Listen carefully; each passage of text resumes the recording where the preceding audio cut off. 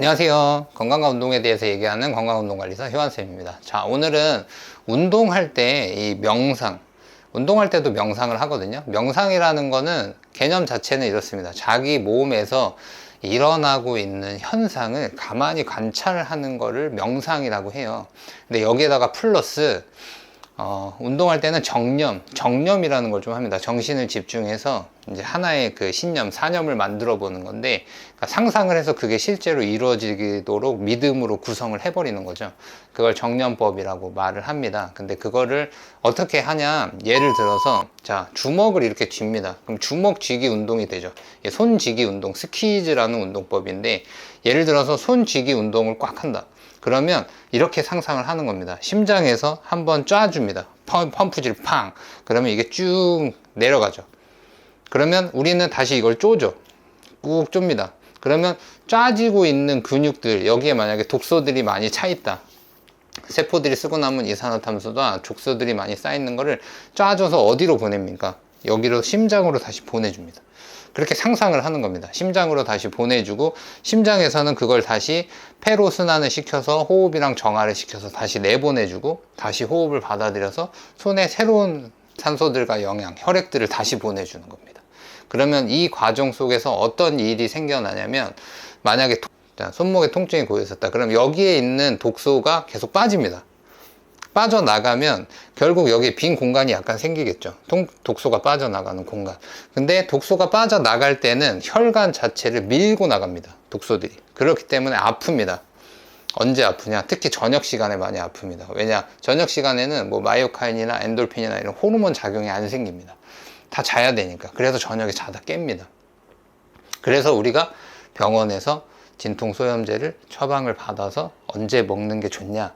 저녁 먹고 주무시기 전에 약발이 듣게끔 한두 시간 전에 먹고 복용을 하고 주무시는 게 최고 좋습니다.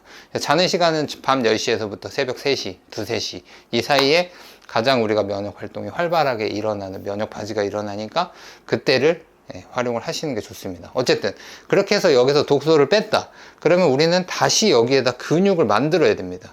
그 빈 공간에. 그 빈 공간은 그대로 냅두면 질소나 아니면 물을 채우는데, 보통 핏물 같은 거 채우면은 이제 피고름이 다시 차는 겁니다. 그래서 물 찼다, 막 무릎에 물 찼다, 어깨에 물 찼다, 막 이런 얘기 들어보셨죠? 그리고 어디에 물 찼다, 물혹이 생겼다, 이런 얘기. 다 빈 공간이 생긴데 침투를 하는 겁니다. 뭐가? 염증이.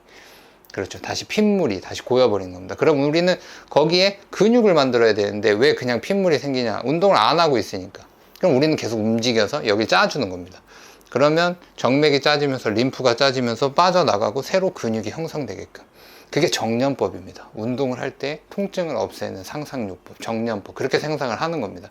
그렇게 해놓고 쉬고, 쉬는 구간에 자극이 제대로 들어갔으면 여기에 근육이 생기는데, 그때 제일 중요한 게 뭐다? 산성 쪽, 알칼리 속, 우리 몸은 물로 구성이 되어 있기 때문에 산성화된 음식들을 자꾸 먹으면 산성화가 되고, 알칼리 쪽, 알칼리가 됩니다. 대표적인 산성 쪽은 뭐가 있냐?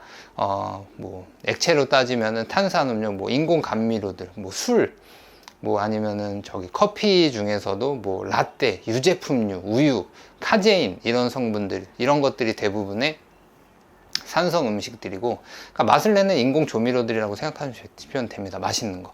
반대로는 뭐가 있냐? 음식으로는 수분으로는 물, 그냥 알칼리수 물, 정수기 물. 그냥 이렇게 물은 그냥 알칼리성입니다. 뭐 해수, 소금물.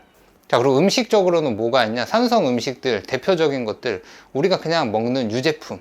그러니까 1차 생산기가 아니라 2차, 고기들.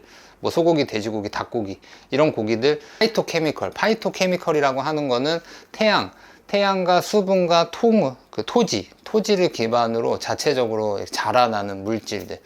그게 대표적인 알칼리성 음식들입니다. 그러면 곡물 중에서도 정제된 밀가루 말고 통곡물, 그 다음에 또 뭐였어요?